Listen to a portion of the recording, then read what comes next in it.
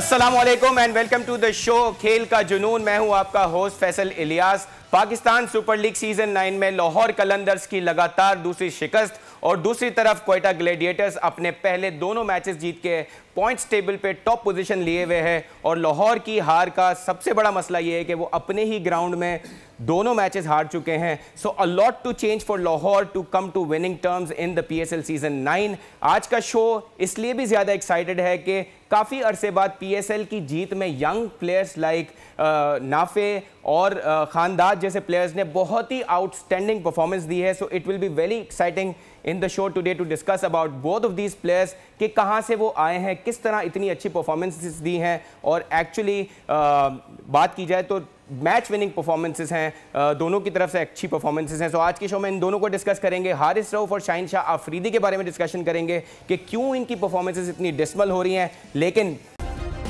Subscribe करें और bell दबाएं ताकि कोई खबर रह न जाए।